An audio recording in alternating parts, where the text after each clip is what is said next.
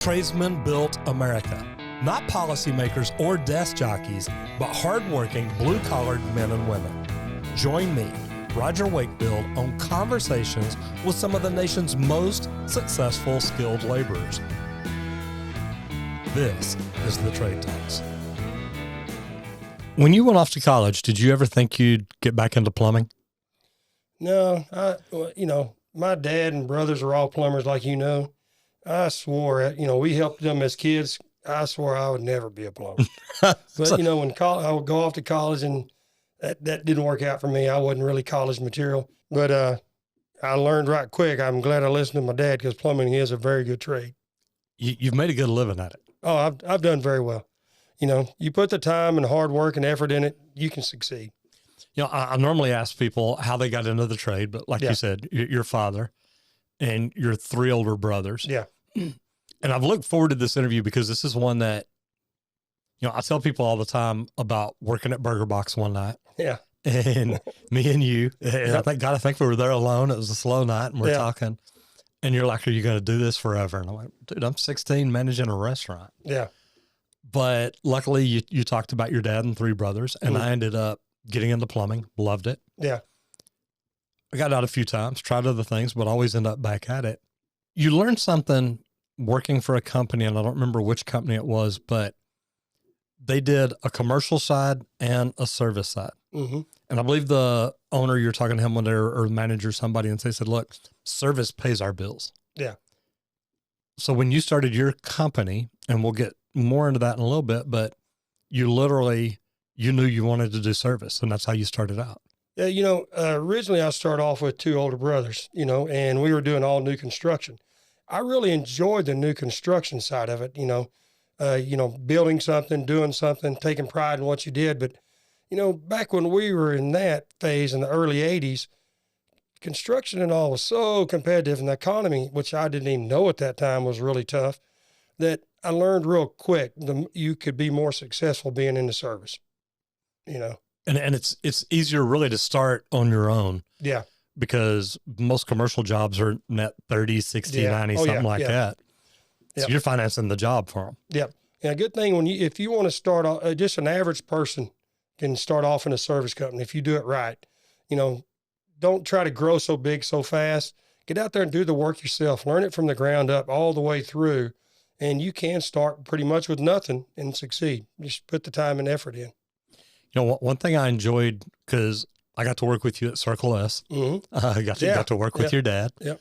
And I remember we had a job over in Las Colinas. Yeah. And it's before Las Colinas was Las Colinas. Yeah. It was we built some of the first buildings there. Yeah. And I remember I was digging one day and you looked at me, you said, dude, you got to figure that shovel out. I'm like, what do you mean? You said, well, you got to use your leg and you got to use your hip and you got to use, and I'm like, wow. And I started digging that way. It's like, wow, this is a lot easier and I'm getting more done. Yep. You've always been a good teacher. Yeah. And that was just, it was neat seeing the way that you did that. Cause really we're both apprentices at the time, we're helpers. And it was neat working with your dad. Cause I remember your dad would just random plumbing questions all the time. Why does this happen? Why does this happen? What is this? What is this? Yeah. It's like, dadgum, Jerry, I don't know. Yeah. It's like, well, you got to know. You got to figure this stuff out. Yeah. Go back to when you were a helper. What made you want to be really good at it? I guess I worked a lot with my brothers, Austin and Lynn, and, both of those guys are perfectionists, and they're true craftsmen. They took pride in their work. And that's something I'm not seeing quite as much anymore, is the true craftsman plumbers. And they would make you take something out and do it right. They didn't care about how fast it was. They wanted it right. Every single time. I just liked learning that and learning it that way, It's funny because when I got into the union, people were like, look, you're a rat. You're a rat bastard. You don't know anything about plumbing. You've never been educated. You're a stovepiper. Yeah. So I made it my job working next to them. I was going to outperform them every day. Yeah. I'm going to put in my work better. I'm going to put it in faster. I'm going to get more done. And luckily working with Austin and Lynn and even Rodney. Rodney's a perfectionist in a complete different way. Yeah. Austin probably more so. Yeah. Yeah, I remember asking, and I was talking to somebody about this a while back. I remember asking Austin one day, Austin, why do you do it perfect every time? No matter what job we're on, what we're doing, why do you do that? And he said, Roger, I never want to be either out at a restaurant with my family or at Home Depot with my family and have somebody come up to me in front of my family and say, look, you ripped us off. Yeah. You did us wrong. You did shoddy work. You overcharged us. You whatever it is. Yeah. And he said, I never wanted that to happen. Yeah. And I'm like, man, what a way to look at it. Yeah. And Austin, you would think somebody that good, that smart would be like, let me show you how to do this. Let me show you how to do this. Y'all do this. Y'all do this. And I'm going to sit here and just watch everybody. Yeah. I've seen Austin unplug an extension cord for a light up under a house. And then Lynn's under the house. He's like, man, y'all turn on the lights. He's like, ain't nothing wrong with the lights. What's wrong? He said, well, they're not working. He said, well, come on, get out. We'll figure it out. He'd get Lynn together. He'd climb back in and say, Roger, go plug the light in. And he's like, look, I want to be the one in the deal working it. Yeah. And that's just the way he was. Because he knew if he did it, it was going to be right every time, no matter what. Mm-hmm. Where, Lynn or Rodney or maybe even me sometime, maybe the letters weren't always turned perfectly straight up on top. Mm-hmm. Austin's like, well, that's not how we do it. It's neat to learn from somebody like that. Yeah. Yeah. So when I got in the union, having learned under them, it was a lot better for me because they're like, okay, maybe you do know something about plumbing. As a helper, other than Austin and Lynn, and maybe not even as a helper, moving into a plumber, who are some of the best plumbers that you worked with, and what kind of things did you learn from them? Yeah, I worked with a guy named Pete Schumer at Ace Furnace a long time ago as a helper, and he was a really good teacher. He took the time. He was kind of like Austin and Lynn in a sense. He really took pride in his work, and I got lucky to get to work with him for about a year. So he was one of them that I really learned, and he'd set you off out there and then teach you and then tell you why if you didn't know, and really good guy. He ended up going on as he got a little older in his career. I think he went to the city of Plano and was a Plano inspector for quite a while. Yeah, I remember the name. Yeah. One thing about Austin, you talk about, he'd teach you and let you go and do your deal. I remember working over at building the Rose Hill apartments over there. We were working for Jess Griffin. Yep. And I remember showing up one day, and it was just that morning. And I tell people that literally just one morning driving to work, it was like, it clicked. All of a sudden it's like, that makes so much sense. Yeah. And I went in that day, and, Austin's telling everybody what to do. And he says, hey, Roger, grab that conduit and go ahead and cut some stakes and yada, yada, yada. And I said, can I start roughing in that next building or topping it out? Yeah. I said, can I start topping out that next building? He just kind of looked at me and said, you think you're ready? I said, yeah, as a matter of fact, I do. Go for it. Yeah. And he'd come over and check on me. Mm-hmm. What are you doing here? What are you doing here? Have you thought about this? Have you thought about this? And don't get me wrong, it wasn't perfect. I messed up. Yeah. And he's like, well, look, we'll just take this out and we'll redo this and redo this. Yeah. But it was neat to work with somebody like that. Yeah. So when I got into the union and was leading work, and I say just leading work, I'd be responsible for a floor, and it'd be me, maybe another journeyman, maybe 3 or 4 apprentices. But working with Austin, I knew how to lay them out, how to teach them, and then come back and watch them and ask them questions to see if they understood it. Yeah. When you became a plumber and had apprentices working with you, and I think you're right, not that many people want to get in and learn the craft today. Mm-hmm. They don't understand. Look, this is a skilled trade. Yeah. It takes skill. And every now and then in my videos, I'll get messages from people saying, we're not even allowed to have a torch on our truck anymore. Yeah. And it's like, what do you mean you can't have a torch on your truck? They're like, well, we don't solder at all. Yeah. And I'm like, what the heck's wrong? And they're like, their company won't let them do it. Yeah. Does that sound crazy to you? Blow me away. But, like I said, the apprentices aren't getting taught the whole complete being a plumber. So many of them are starting off at a company, and the company finds out, well, hey, this guy's good at water heaters. This guy's good at setting toilets. And they kind of become what I call specialized plumbers. They're not complete. Mm-hmm. And a lot of the owners, and it's kind of going this way with the pro press and everything, it's a less liability because these guys has been taught totally like so many of us older guys have. How to put a torch in a wall and Don't not put a burn the torch. building down. We knew how to use a torch. Yes. We have the fire retardant blanket that wraps around. Absolutely. We make Aim the fire out. Yeah, I we mean, have a the million soft different flame things. torch, not a turbo Yes. torch. And so we knew all that, and the younger generation is not getting taught that. So you're seeing more and more going to pro press, and it's really a liability for the owner because they don't have to worry about a solder joint not getting done correctly and a slow leak in the wall, or a fire, And I remember pulling up to a job site one day. It was over in Mesquite. Don't remember which company it was I was working for. And I pull up and there's fire trucks. Yeah. And I'm like, uh-oh. A plumber on the opposite end of the building that I was at was doing tub and shower valves up against the far end wall and ended up burning up a stud or something. Yeah. Ended up burned down half the building. Yeah. And it's like, man, I'm glad I was taught better than that. Yeah. It's easy to do if you ain't paying attention. Oh, it is. And you ain't been taught properly, And you don't have a spray bottle. Squirt bottle, stick your wet arm it up in down the when wall you're first, done. push all the insulation Yes. every direction. Just all the little basic stuff we take for granted. They just don't know. It's so funny that, and I'm like you, and luckily it's from working with Austin. And people, I always tell people, you're going to look back throughout your career at what you learned from someone, and you're going to be like, I know why I do it this way. Yeah. I know why I do it this way.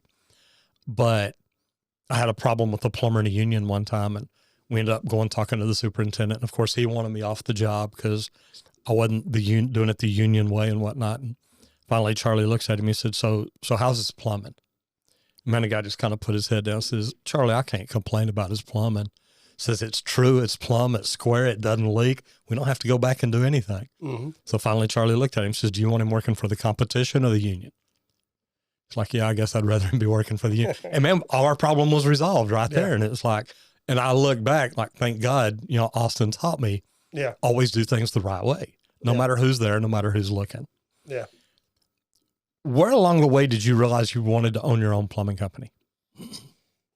Like I was saying, back in the 80s, I really enjoyed new construction, but it was so competitive and so hard to make money. And then you had to worry about getting paid. That I realized, hey, I just want to get out and I want to do service. I want to make a career for myself that I can kind of control and not finance some general contractor and his work. And that's kind of where it started. Then when I got into service, I was a one-man truck. I enjoyed, it was more satisfying than new construction because I enjoyed going to someone's house and helping resolve a problem and them thanking me when I left. I felt good that I did something that day, not just some general contractor on my butt that I didn't get something done fast enough. Right. So that's where it was more satisfying because I felt I was helping someone. And when you first opened your company, your Speake's Plumbing, matter of fact, take a minute, tell everybody who you are and what you do. I'm Grant Speake. I own and operate Speake's Plumbing in Garland, Texas. We do all total, service, mostly residential service, some small, light commercial. And I want to talk to you about that in a minute because I want to talk to you about how you bring in new people. Yeah. But I was out the other night and talking to somebody and I'd forgot about it. But when you first went into business for yourself, the previous company you had with your brother, y'all had a lot of debt. Yeah. And you personally paid every bit of that off. Yeah. That's pretty cool because you could have just walked away and said, look, we shut down, we foreclosed, we're done. Yeah. It's all yours. Sorry you had that problem. Yeah. Took me 5 years, but I did that. And what a lot of people don't know about me and how I got started in my business, you probably remember. The hardest thing I did the first year and a half I had my business, I threw a newspaper out. I got up at 3:00 every morning and I threw a very large section of Garland out of my vehicle. And you do that 7 days a week for a year and a half. You do not know what day it is no more. Oh, no. I got up and did that. Then I went to work. If I didn't have no calls, I'd go hang out at Supply House and let any plumber that had some sorry job they didn't want that was more established than me throw me a bone and I go get on it. It was survival mode for me. I love that because I hear people all the time say, look, I want to get into plumbing, but I can't afford to. Yeah. It's like, no, you can afford to do anything you want to do. You had a paper route. Yeah. I was tending bar on Thursday, Friday, Saturday nights. Yeah. I was building fences and redwood decks on Saturdays and Sundays. And it's like, look, this is what I got to do to make enough money. Yeah. to get me to where I want to be. Exactly. You ever want to get up and go throw papers again or anything like that? No, but you know what's weird is it instilled a work ethic in me that I still get up to this day. Very rarely do I sleep past 4 o'clock. You know, It's I funny. get up early. The days I do to still drive into the office a day, I'm usually there by 4:15, and I live 45 minutes away. So I still like to get up. I'm an early bird. Get up and do my thing. You bet. And then I leave a little earlier. But no, I don't want no more paper routes. I love that. Which it would be a little easier now because I wouldn't have to collect. Back when I was doing it, not only did I throw the paper, I was Yes. responsible for collecting, or I didn't get paid. Now at least they make them all pay up front. No, that's neat. If they even do papers no more. I don't think they do. I don't know. Every now and then there'll be a paper laying in my driveway. It's like an ad Yeah. paper or something. But yeah, I see it every now But and you then. know, it just shows it's really your drive, what you want. Sometimes it's the hard route to get to succeed, but you got to stay determined. And like we said, do whatever it takes to make it work. You know, I worked back when I first got started. I did a lot of after hours and weekend stuff when the other plumbers that were more established that didn't have to do it no more. Yeah. So it's just, you know, it's there if you want to make it happen. And now that you're established, do y'all do after hours and weekend stuff? No, we really don't. We do some Saturdays if customers ask. Customer you has know. to schedule it. Yeah. But where I learned along the way, whenever you start having employees and you want to do after hours or weekend, the customers get mad at you because you have to charge more. When I was a one truck, I didn't charge no more because it's me. Right. But when I have employees, it's only fair. I have to pay them X amount of time just to be on call, and then, you know, take the van back to the shop or whatever you're doing. And Clean it out, throw the stuff away. Yeah, all the stuff, bet. you know, restock. And I had more customers get mad than there are happy that they don't appreciate you coming out. They just see, oh, wow, you charge so much more than normal. So for me, I quit doing it because I lost more money than I ever made. And I made more customers mad than I made happy because they did not understand what it takes to put them people on the road on the weekend. This video is sponsored by High Level. For your 30-day free trial, go to gohighlevel.com/Roger Wakefield. I ran into Ronnie Williams, Plano Plumbing Supply, Yeah. at Texas. I'd gone up there to eat. God, I think I'd taken a customer up there. I don't know if it was a customer or date or what it was, but I'd gone up there to eat and saw him when I came in and stood and talked to him for a little bit. He ended up picking up my tab. I mean, the waitress came over and said, look, your tab's been taken care of. I'm like, man, that is so cool. Yeah. I go over and I stand there and talk to him, and we talked about you. He said, Roger, he said, I'll tell you what I remember about Grant. He said, Grant used to come in and pay me either $100 a week or $100 a month, whatever. He came by because he reminded me. He said, what was it? Blazer Mechanical. Yeah. He said, when Blazer Mechanical shut down, they still owed us some money. He said, but Grant came in every week or every month, however often you were doing payments. Yeah. Said he came in religiously until that was taken care of. Yeah. And I said, you know, he did that himself. That wasn't the company that they didn't pull money in or anything like that. That was him taking out of his new business to do that. And he's like, wow. He said, I didn't even know that. Yeah. But, you know, it's neat to hear stories like that of people. Look, just because I failed doesn't mean I have to hurt you. Just because this happened doesn't mean it has to go this way. Yeah. And that's really neat. So I thought that was cool. Well, my theory in life is you treat people like you want to be treated. Simple as that. And if you do that, man, you'll be happier inside, and it leads to opportunities to be successful. So when I started my company, you're one of the first people that I came to talk to. And I'm like, look, I'm wanting to start my own service company. What advice would you give me? Yeah. And you gave me one big one. You said, number one, don't work with real estate agents. Yeah. They're a pain. Yeah. They want everything done their way on their time and yada, yada, yada. They'll pay you when they want to. And they'll pay you when they want to. And I'm like, you know what? I can go after real estate agents because I don't mind them being picky, but I'm going to charge a little more. I'm going to say, hey, look, and it's not that I was charging more to just them, but I understood this is the way it's going to have to be. So I'm going to charge enough to make sure that we're covered for things like this. Yeah, exactly. And it worked out really well. I mean, I grew my business getting referrals from real estate agents. It's a hard way to go. Yeah. Because you make one customer upset, that real estate agent is mad at you, and it's like, wait, I'm doing good stuff here. Yeah. And the other one is you don't do ugly, dirty, under the house work that nobody can see the good in it because it doesn't make them happy. Yeah. And I remember you telling me that. On slab leaks? Yeah. We did slab leaks for a long time, but it's one of those, the customer's never happy because like what you just said, they don't see what you're really doing, and it's in a very expensive process. The customer don't understand the risk involved, the work and all that. All they see is everything's put back to normal, and they got plumbing that works. They got nothing to show for their money, like new toilets or faucets or anything. And so they're never satisfied. And I realized my employees hated it. The guys, after so long, you hate crawling through them tunnels and doing all that. Oh, it'll wear you out. You know, so I got where I don't do any. I refer that to a couple guys. No, I love it. Yeah. And I remember you giving me that advice. You're like, look, when I walk out of people's houses, they smile, they're happy, they've got something new, they've got something they see, they have something tangible. Yeah. You left them with a mess in their yard, but now their plumbing works, and they don't like you for it because it wasn't cheap. Yeah. And it's like, man, you're right. A lot of people get upset about it. But then again, I've had a lot of customers say, look, you saved my life. Yeah. You know, no other plumber could find it. No other plumber could do this. We've had this problem for years, and you came in, you saw it, you took care of it, and I don't have to worry about it again. So there are good sides to it, just not near as often. Yeah, well, I was fortunate enough to have enough business that if I would have kept that going, I'd probably run 3 or 4 more trucks. But it's hard to find the right employees to do all that. And I was fortunate enough to have enough service that I just passed that on to a couple of specialty companies, and that's their niche. They do very well, and I let them have it. So what if I told you there are plumbing companies in town charging $500 or $600 an hour for their services? I don't doubt it. You don't do that, do you? No. You're still I swear you're one of the cheapest plumbing companies in town. Yeah. But your guys are happy and you make a good living. Yeah. And they make a good living. Oh yeah. Yeah.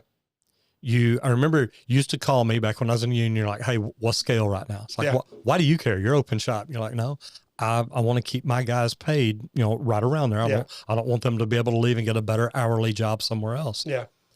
Just $500 an hour seem like a lot to you for a plumbing company? Well, the way I've tried to adjust my prices, most people don't understand the cost of doing a business. They really don't. You bet. They think you're paying your guys $20 an hour and you're charging $150 or $60 or whatever you're charging. Breaking the bank. You're just putting it all. They don't realize the cost of, general liability, workers' comp.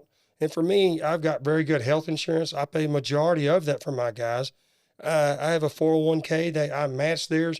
They're hardworking guys. Just because we're plumbers, some people look at us as second-class citizens. Oh, yeah. It's sad they do.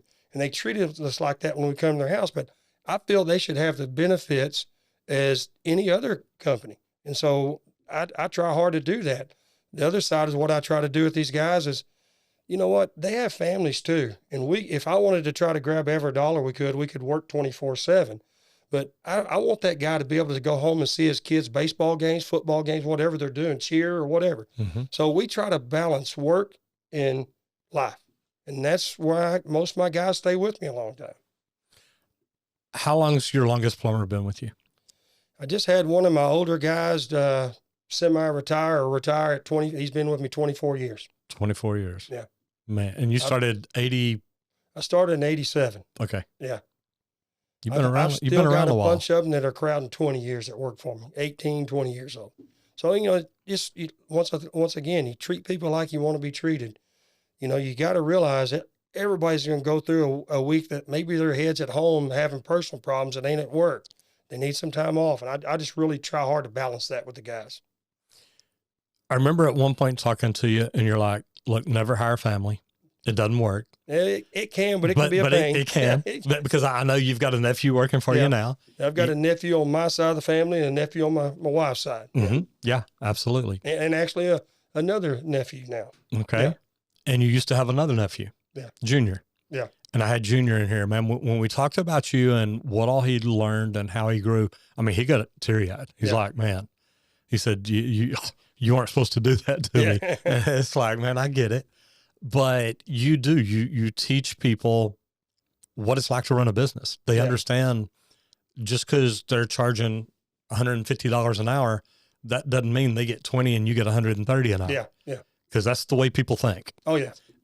It's crazy. Yeah. People don't realize too, whenever like I was saying, the cost of doing business, We got a ton of stuff in these vans. You open our doors, these vans are overloaded, and you cannot help but waste some of the finished material that gets bounced and rubbed. And that's part of the cost of doing business. You have to mark your material up more, because we have to throw a lot away that gets scratched up and damaged, because there's no good way to keep that much stuff in your van and keep it perfect. Right. Start saving it, give it to Naaman Forest High School, let them have it in their plumbing class. Then you write it off as a donation. Just going to throw that out there. No, because, starting out a business, people, and I remember I did this the first time I tried to start a plumbing company. I called like 10 different plumbing companies, found out who was charging the least. Yeah. And it's like, well, I'll charge that and I'll get busy. Yeah. You don't always want to be the cheapest plumber in town. No, a lot of those guys are going out of business. They don't even know it. Yeah.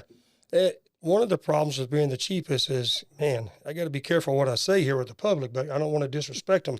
But some people price that's all that matters. They don't care that you're honest, that you're going to do a good job, or even a good, honest, great plumber can make a mistake or have a faulty part. And which company's going to be around to come back and be honest and be fair? Some of them just don't understand. You don't want to be the bottom, because some of them, that's all that matters is price. And I don't mean that disrespectful. We all got our own issues, or, our own circumstances. But that's just, it's just true. No, and you're right. And it's, you can have good price, great quality, or right now. Yeah, exactly. Pick 2 out of 3. And that's where you was going with that $500 an hour. Yeah. Some of these guys are. Some of those guys have people sitting there waiting to pounce on that call that you want right then. And they have to pay more than me, where I've got my trucks lined up one call after another all day. These guys have people on standby. So they're having to pay them, or pay them well when they do this. And so a lot of people don't understand that, and they want to slam that company for being so high, but that's a different cost of doing business that people don't understand. Have you got into any electronic software yet for dispatching and invoicing and all that? No, I hadn't got into it. We're thinking about slowly moving to that. You've been doing this almost 40 years. Why are you going to change now? Yeah, well, we're thinking about going to something digital. We got a little dispatching software we made that we use OneNote, real simple little program. One of the guys at work's wife did it at her work, and she showed him. And it's a free thing. It's on your computer. It's a free app the guys can download to their phone. And so we copy and paste, put it on their app, and that's the way we dispatch, one call at a time. Man, that is so cool. But it's inexpensive. There's a lot of these guys paying big time software that would hurt a young business trying to get started. I could afford that if I wanted to, but we hadn't really had a need to have to do that yet. And I've been doing it long enough. Over the years, we've learned where we need to keep our material prices to make up for, like I was saying, the loss, the this, the that, the guys forgetting to charge certain things all the time. And, so we can do that on our own, where some people need someone to set all that up for them. So do you still use the spiral notebook where you write all the jobs? No, we do got different colors and all that? Once again, in OneNote, where the guys, it's just a digital thing on their app now. So we have gone a little digital. I just hadn't quite gone the notebook. We still handwrite our invoices out there. Look, I have nothing wrong with that. They see it, and you stay top of mind with them. Yeah. But, one thing I worry about when I start putting notebooks or laptops in all these vans is, you know how hard it is to keep your van from getting broken into. Oh, no. And that's just another thing that someone's going to try to steal, that you'd have to keep locked up somewhere. And I worry about how efficient my guys can do that. I remember come over to your office back when you were in Garland. Not in Garland, but back when your old office in Garland. Yeah. Come over there and you'd got some new vans, and we go out.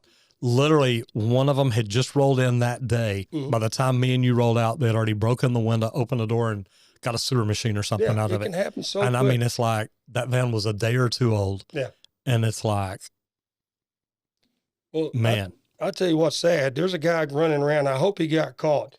I'm not on Facebook and all this, but my guys tell me they're actually seeing where the people, we got broke into and we switched. We don't have any windows on the vans, but we had to put that big ugly lock on your doors, the big round one. The cam lock, I know what you're talking about. We've had to put them because all of a sudden there's a guy that follows plumbing vans and different vans, and he waits for you to get out and run up there. He targets you, and then he's cocky enough to put it back on Facebook and trying to sell it back to people.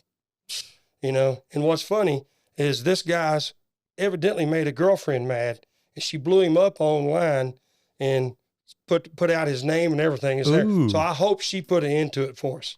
But there's just some bad people out there, and it's hard, and people don't understand. That's another cost of doing business. I'll tell you what, when I had my office over on Arapahoe, I had video cameras up around the building. Yeah. Well, somebody had come, broke into the back of a van. That was a different time. I got them on video too, but just not a license plate. Somebody tried to steal my trailer. Yeah. And I was able to play with the cameras and speed them up and slow them down and pause them and all this, where I was able to get the license plate number off the vehicle. Yeah. Paid for the service you can to where you can trace a license plate. I drive over to Mesquite to the house that this is licensed to, or the license is addressed to. And that plate's on a different car. So I start doing research on it and finding the name, go through, find out who it is, see a picture of the guy. It's like, this is him. By the time the police finally got there, and I mean, they came out that night and did their deal, but I'd called the office and said, hey, look, I've got videotape. I've got a license plate number. I've got all this. It was 2 or 3 days later by the time they got there. By the time they got there, I'm like, here's his name. Here's where he lives. Here's his father's address, because this is not his address. They both got the same name. Here's a picture of him. Here's this. And they're like, dude, you need to come to work for us. And it's like, look here, I don't like this. Yeah. And the lady ended up calling me a day later. She said, well, he's in jail in Garland for trying to steal a trailer. Yeah. I said, that's what he was trying to do here. Mm-hmm. She said, no, I know, we got it. So will you testify? Will you do this? It's like, I'll do whatever you want. Yeah. But yeah, it's crazy what people will do. Mm-hmm. And it's for the following around. I've heard of that. Yeah. And it's like, we've literally had plumbers that have pulled up in front of a house, and, you know, we give them remotes for the truck, lock it, put the cam lock on, do this. And they'd be like, oh, well, man, I just ran in for just a second, and I knew I was coming right back. And it's like, yeah, but you didn't have the cam lock on. You didn't lock it. You lost the sewer camera and the hydro jetter. Mm. And it's like, y'all understand that this is 20 grand. Yeah. Just walked away. Yeah. It's tough. Yeah. It's tough. How do you hire new people now? You know, what's probably kept me from growing a little more, because I have the business to grow. I'm just pretty picky who I hire. And as bad as I hate to say this, I don't like to hire a total stranger. I like to network through the plumbers that I have faith in, friends and family. Like, Roger, you call me up and say, hey, I know this guy. He's honest. He's dependable. He's a hard worker. You'll want to hire him. I try to network like that to hire people, you know. I love that, because, you know, I hosted events last year where we invited a bunch of people down the truck yard, and plumbers, electricians, HVAC techs, roofers. Yeah. And it's something that once we get the event center built out here, I'm going to start doing, and just, you know, once a month, invite people out, have the grill going, have beer flowing, maybe open a safe. It's got a little bourbon and tequila in it. But no, it's just, I love building the network, knowing that, because you're talking, you may call me as a plumber, but I know electricians that know good plumbers too. Yeah. Oh yeah. Yeah. And it's a great way to do it. That's the way I like, you know, because everybody that goes into a house is representing me. And I just kind of take that pretty serious. I mean, I want to, you know, do the best we can. And I don't want to send someone I don't really know their background into someone's house, you know. It's a good way to do it. Yeah. Do you hire young green apprentices? A lot of times I prefer to hire a green apprentice. I really, if I was to tell a young guy how to get into plumbing, I would tell him to get into plumbing and do maybe 1 year of new construction. If his goal is to get into service, get out there and go do a little do rough in, some top outs, understand what's below the slab and in the walls, and then come to service and let us finish teaching the other end. Because new construction and service are two different ball games. It is. But no, I don't mind a bit. I've taken a lot. I take pride in taking green people, and I take pride. I think I've done it quite a few times over the years. It makes me feel good to see me help these young guys get a career and get their license, whether they stay with me or not. You know, so I like to take them and try our best to teach them the best, you know, we can. You know what Texas is doing now, where they've got plumbing in high school? Yeah. Where it's your sophomore, junior, and senior year. What do you think about that? I think it's a good idea if they teach these kids is if you come away with a tradesman, you're not really qualified to go run a job or really run a truck. In my opinion, that's going to make you an experienced helper. And that's your opportunity to get out right out of high school and say, hey, I'm experienced. Hey, please hire me and teach me. But I've already seen a few thinking, hey, I'm going to get out and run my truck and start having my own business. And I don't know if that guy with that attitude, I'm not sure are you going to be a complete plumber or are you just in this for the money? Mm-hmm. And so I hope it's a good thing. And I'm already seeing a lot of young kids applying more and realizing, hey, plumbing can be a very good trade. Instead of going to college with a lot of debt, I'm getting paid, and there's a lot of companies that have good health insurance, good 401ks, good stuff that they don't have to go. As long as you like physical work and working with your hands, it can be good. So I am seeing, I think it's going to be a good opportunity. I just hope it kind of keeps their egos in check and don't think all of a sudden they're licensed and ready to do it on their own. I remember the first tradesman I hired. I had him around when I hired Lynn. And this tradesman, he ended up getting upset. And he's like, y'all don't ever ask me my opinion. Y'all don't ever let me show y'all what all I can do. And it's like, look, number one, you think you're always right. Yeah. And number two, you've got 2 years experience. We've got 30 and 40 years experience. Yeah. And you try and tell us you can outdo us every day. And it's like, it's just not happening. Yeah. Took him a lot to learn. Yeah. One of the things I do before I hire anybody, and one thing I stress to them is I don't like know-it-alls at all. I don't like, I tell them straight up, if you're a know-it-all, you're probably better off not to work for me. Because I firmly believe, and I teach my helpers, I teach my plumbers, we can all learn. I don't care how much years of experience you have, we can all learn from each other. And we've had some 6-month apprentices look at it different, have an idea, and we're like, man, that's a good idea. Didn't look at it that way. So that's kind of our attitude. But like you said, I don't want that guy that has 2 years thinking he knows everything. Right. I just don't need those headaches. I'd rather have a 25-year guy that's still not scared to say, hey, I haven't seen this. What do we do? Because we have enough experience in my company, somebody's going to know the answer. Mm-hmm. And that's the environment I like to have. No, and I think that's great. I used to love the apprentices that I'd have. You could send them out on a job with somebody, and they'd come back in the next day, and they're like, hey, we did this yesterday, but there's 3 other ways we could have done that. Yeah. I went home and watched YouTube, and there's a tool for this, or you could also do this, or you could also do this. And it's like, man, you're going to be a good plumber. Yeah. You're going to be a good plumber. I love that attitude. I love them when they're energized like that and trying to learn. And I always tell my guys, if you don't know why the plumber's doing it that way, ask him. Yeah. Tell him, hey, why are you doing it that way? And that way they hope they learn, Where a lot, like I said, one problem I see with some of the young guys is some of the companies are taking them and making them specialized plumbers, and all they do is one thing. And they're really good at that, but they don't have the experience on a lot of other things. Well, I remember when I first got in the union, I called Lynn, said, hey, look, man, I'm wanting to get back into commercial. You got any recommendations? He said, yeah. He said, go down the union hall. I'm like, I'm not union. They're not going to hire me. He said, no, they're needing people. Yeah. And after I got hired, I said, okay, so give me some advice. I'm headed over to Brant, I guess. Headed over to Brant, going to work over there. Give me some advice. He said, listen to your apprentices. So what do you mean? He said, your apprentices are going to school. They're learning new ways to do things each and every day. Yeah. Always at least ask them, hey, what do you think? Yeah. What would you do? Yeah. What would you do different? Mm-hmm. And he said, you'll really be surprised because some of them are learning some really cool new techniques or tools, materials, something like that. Yeah. That can really help you out. Oh yeah. And I got really good at that. I'd lean on apprentices. I even made some apprentices foremen. Yeah. And that upset the union, but they were the best qualified for the job. Yeah. So it's kind of funny. I do the same thing now, as the owner of the company, what I do, I'm not in a truck no more. I hadn't been in a truck in quite a while.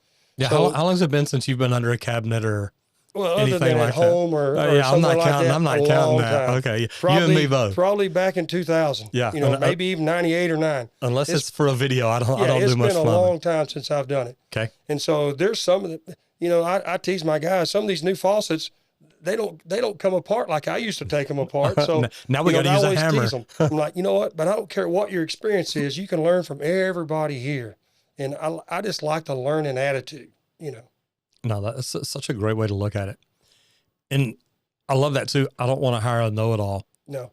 People reach out to me all the time. They're like, oh my God, Roger, you know everything. It's like, no, I don't. Yeah. No, I don't. I'm still learning every day. When I do videos about new product, I mean, I study it in depth. I want to learn more about it. Yeah. And I'll learn something that I didn't know. Yeah. Different things like that. Funny story is long time ago, you probably remember, I call him Uncle Ray. A friend of the family, took over my dad's business forever ago. Was a major help in me making it survive in those first 4 or 5 years. He had an established company, and he worked for what I said don't do, realtors. He had like over 300 rent houses in the Garland Mesquite area. Very top notch, great person, great teacher. We were sitting at lunch, and I'm not going to mention the plumber's name, but there was 4 or 5 of us sitting at a restaurant and eating lunch. And one of the guys says, he'd been doing it a pretty good while. He goes, you know, I think I've about learned everything there is in plumbing. And Ray was 20 years older than all of us. And he just real calmly looked and said, that's funny. I learn something new every day. Mm-hmm. And I just respected that attitude so much more than the other. You bet. You know? No, and it's true. It's, yeah. And there's one other thing I want to talk to you about, and we'll go there now since we're there. When you and I were in the trades, first started out, and I tell the story about walking into Jess Griffin's office one day, and he had told somebody, he said, hey, tell Roger to come in. And I walk in, he slides a piece of paper across, said, here, sign this, we're going to send it in. I said, this is my plumbing application. He said, I know. I said, well, I don't have in 3 years. He said, no, but you're ready. Yeah. And I'm like, wow. Yeah, back then a master could just sign off. Just sign it, and you had your hours. It wasn't necessarily hours. It was a master, you know. Yeah. My dad kind of did the same thing for me. He's, oh, by the way, you got a test date coming up here, you know, pretty much. You know? I'm like, congratulations, you're going to be a plumber. But now, you know, and I'm all for the 4,000 or however many hours it is, 4,000 hours. 4,000 for a tradesman, 8,000 for a journeyman. Yeah. So I'm all for that. You know, the tradesman is a beginning thing. I tell my guys, if you get a tradesman, you want to come to work for me, don't expect to run a truck. You know, you might on a day or two on a specialty thing or something, but I still want to help you get your time in to really learn it. No, and I like that. I think that a good tradesman that has hours in, he's got his hours in. I mean, think about it. And me and you are probably a little bit different. Yeah. If you had an apprentice working with you for 2 years doing service work, do you think you could get him ready to put in a truck? Some of them Me can. And you. Yeah. Some of them. Some of them can, and that's where you got to have the experience that's, you know, calling the shots in the office and all that. You need to be a skilled person to know his skills to understand. Now, doing it every day, all day, probably not, but I could see several of them say, okay, hey, go and stop this string. Go do this. Go do that. But there's still a lot they need to learn. And some of them are faster learners than others. Completely agree. Yeah. You know, since Lisa Hill may be watching, I don't know that either one of us had 6,000 hours when we took our plumbing exam. Yeah. Don't remember, not saying we did or didn't, just saying. I think I was close. Yeah, I was real close. I was real close. I worked a whole lot of overtime. Yeah. In those first year and a half. You're like me. We started off helping my dad wherever he worked. You bet. Oh God, I remember lots of weekends we'd go remove all the big concrete saw blocks where they're roughing in something in the lease space. You know? Bet. And then get to see it when we're done by covering it up. So absolutely. We got a lot of experience on certain things. We got experience a lot of different ways. Yeah. That's true. But back to the training real quick. When me and you were, I'm going to call it helpers. Yeah. We didn't have YouTube. We didn't have digital courses. We didn't have a lot of things like that. Right. I told you a while ago about an apprentice that when he did something during the day, he'd go home and study 3 or 4 different ways to do it at night. Mm-hmm. I think, and I'd love to hear your thoughts, I think a tradesman could be done in a year if you have the right person. Yeah. I think that a journeyman could be done in 2 years if you have the right person. My thought is, and I'm constantly looking at it because I have people reach out and say, look, I want to get in the trades. How long before I can be a journeyman? How long before I can own my own company? Yeah. And by the time you go through and explain, it's like, look, a journeyman is 4 years. If you don't go through a DOL training program, master is another 4 years. So you're looking at 8 years. Mm-hmm. You've got a daughter that just went to college and got her doctorate degree. Mm-hmm. 8 years? Yep. Is it easier to become a doctor or a plumber? You know, it's I still think it probably takes, I think there's exceptions to the rule. There's a few guys that can learn, but until you're out there making those decisions, and not everything's like in a book or on a video. Exactly. Every circumstance and every house is done different. There's good ways of doing plumbing and bad. They're all different, all these circumstances. So until they've seen them all and seen a lot and dealt with a lot, I think the 8,000 hours is good. And to get your master's, I think that needs to be there that time. And I think they need to make some of these young guys make sure they take business courses. Mm-hmm. I started the hard way, and I didn't have all that education for business. And it hurts a lot of young guys that don't have the discipline like I did. They see these gross dollars and they start spending and start doing, and then it all catches up, and lots of taxes, lots of everything. So I think the time teaches a lot of different things. And you're lucky you married up. Your wife was prettier than you and smarter than you. Yeah. So that helps a lot. She's like, wait, why are you doing that? You can't do that. Yeah. So and my thought is, and I was having lunch one day with Brian Francis, the executive director of TDLR, and explaining to him about California, because I'd gone out there and met with John Acoyan, and he talked about how he can take a green plumber, into the trades, and can literally put them in a truck in about 9 weeks. Yeah. They go through extensive training 3 days a week. They ride with another plumber who's been through that 2 days a week. And he's like, look, I look at the jobs that we send them on. It's not like you can take somebody that's only done one water heater in his life, say, okay, here, go install this 3 water heater job here. Mm-hmm. And you've got to be able to look at that, but also look at the training and education available. I think that if you and I had access to YouTube, say we were right at 3 years. Yeah. As smart as me and you were and the people that we were working at, I think we could have got our license in 2 years. Yeah. With the right education. Yeah. And that's how I look at it. Yeah. But I think that it also should go back to, if you did lower it to 1 year and 2 years, the responsible master plumber writing their name saying, look, Randy's ready to take the plumbing exam. Mm-hmm. If Randy fails, that's a strike against you. Yeah. 3 strikes, you don't get to sign off on people anymore. You're wasting our time. Yeah. So I think that there's a way that it can be done. We need to get more people in the trades. Yeah. When I was on Dr. Phil, I'm going to say 6 months ago, he said, right now there's 1 million unfilled trades jobs in the United States. Mm-hmm. He said in the next 3 years, it's going to be 4 to 5 million unfilled trades jobs. Yeah. At that point, your plumbers are going to be making about $100 an hour on the check. Yeah. Because you're going to have to be charging $400 or $500 then to afford that plumber. Yeah. But there's going to be so few and far between. The average median age of plumbers in Texas, I think, is 57. We're above that. Yeah. These people are going to start retiring out, and there's not as many people getting back in the trades. And I think that we need to find a way to infuse people into the trades. It doesn't mean they're going to be amazing. The responsible master plumbers that are going to have to look at these plumbers and say, hey, this guy's ready. This guy's doing good. This guy can excel faster than this guy. Yeah. And my view on that is it more important to get the numbers of the people out there, or to make sure we're creating quality craftsmen?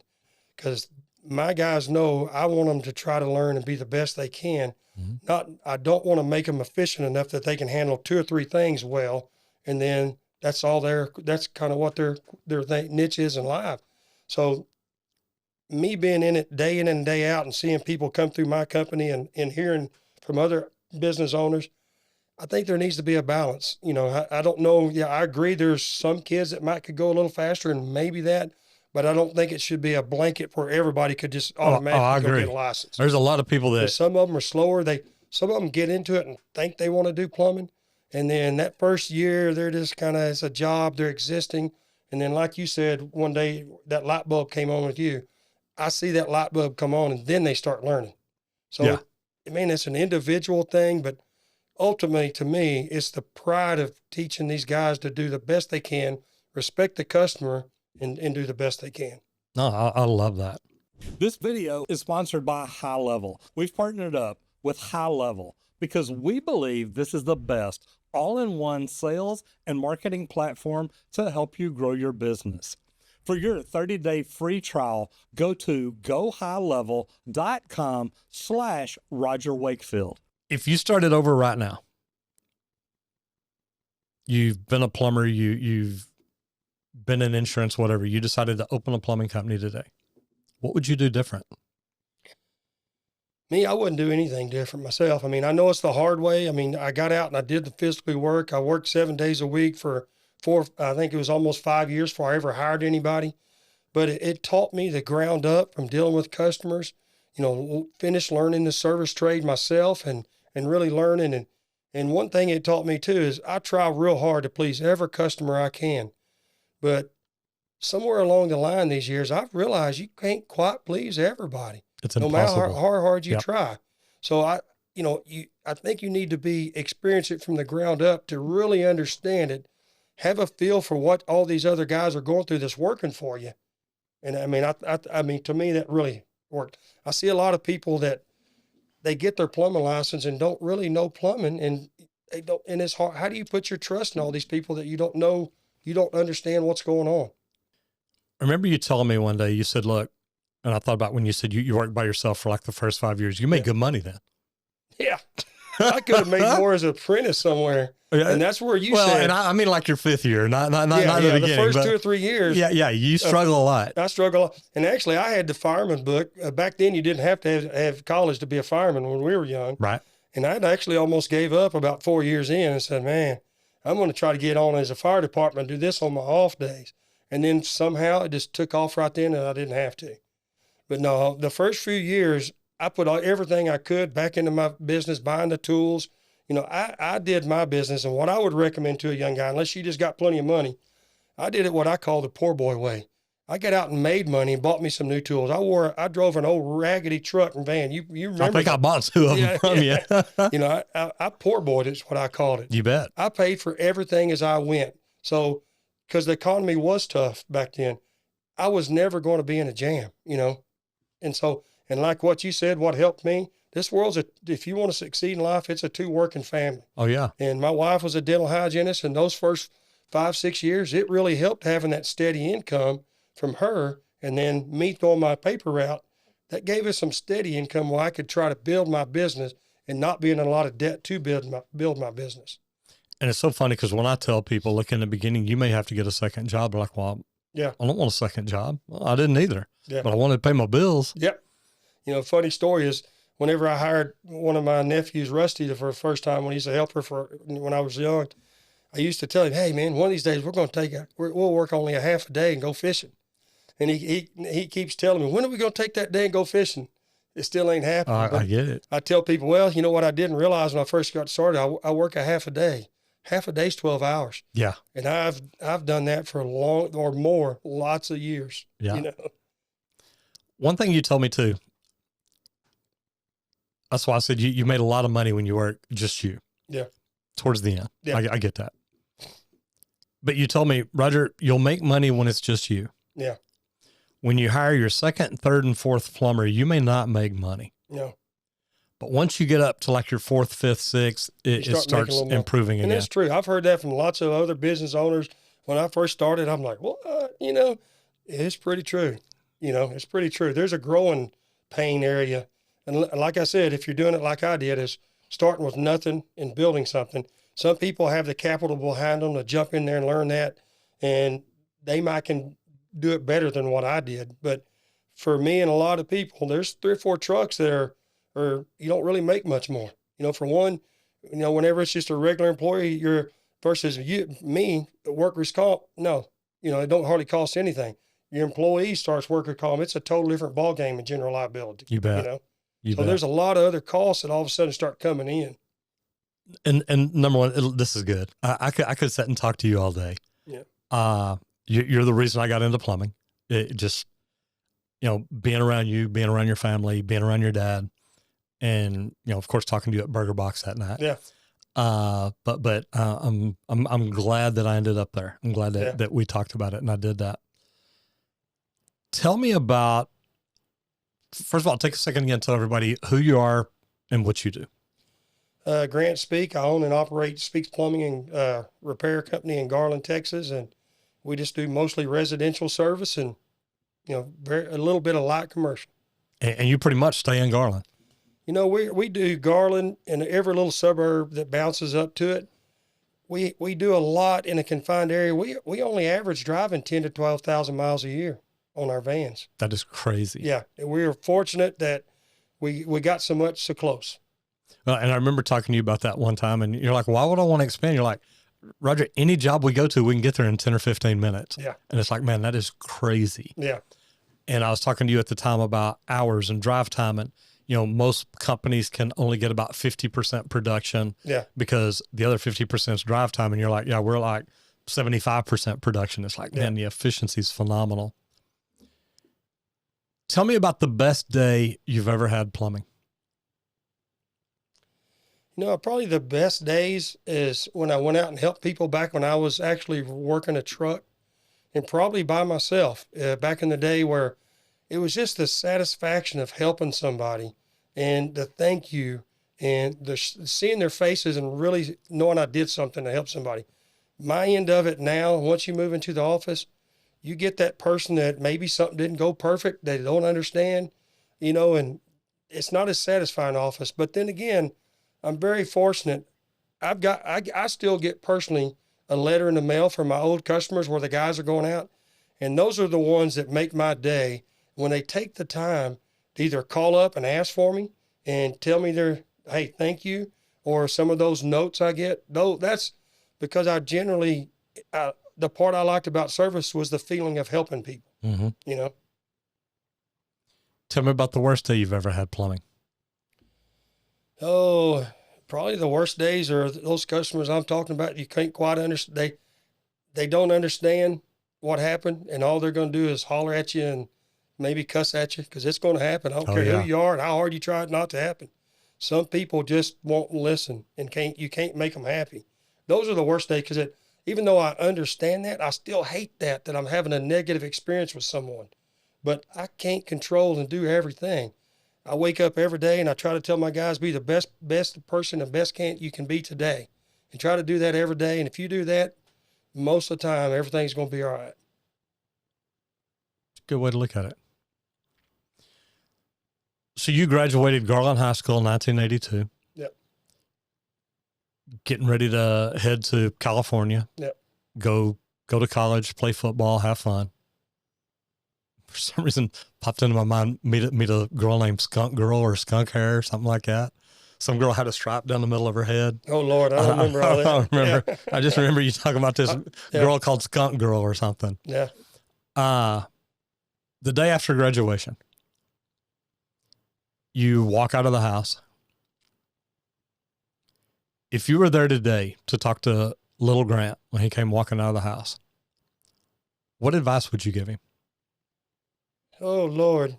For one, for me personally, I'm not knocking college and college degrees. For a lot of people, you can be so successful doing that.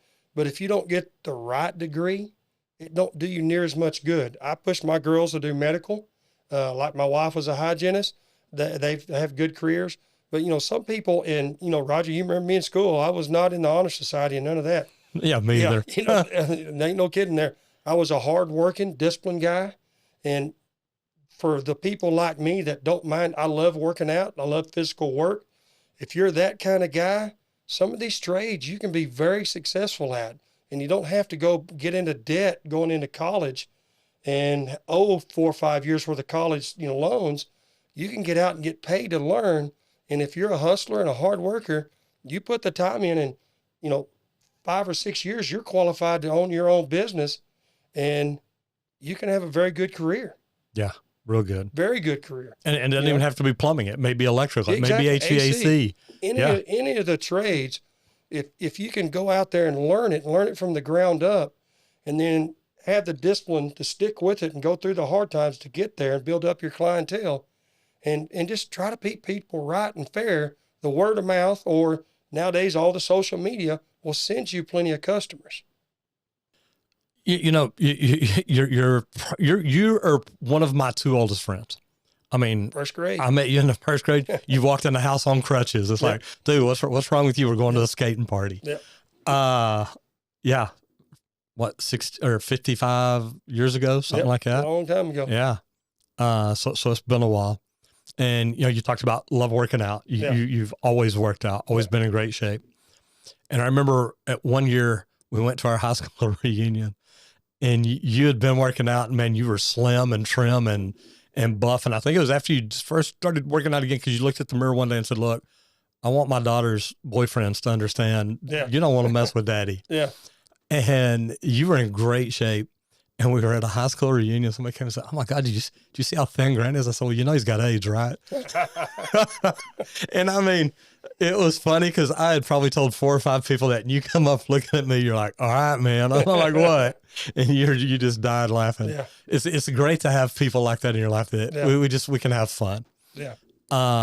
Always respected you, your family, the things that they've done for me in my life and whatnot. So this is why this is one that I really wanted to do. So I've been looking forward to this. It's neat to see what you've done. You've taken a trade and made an amazing business out of it. And people do that every day. Yeah. But you've done it in your hometown. You've put your name on it. You're proud of your work, the people you're hiring, the things you do. And it's neat to see. It's always good to see stuff like that. Yeah. Well, man, thank you very much. I do appreciate you coming in. I know you got a face for radio and we're doing cameras, but I get told that every day, so it doesn't bother me. But I do appreciate you being here. I enjoy talking with you on it. Thank you, brother.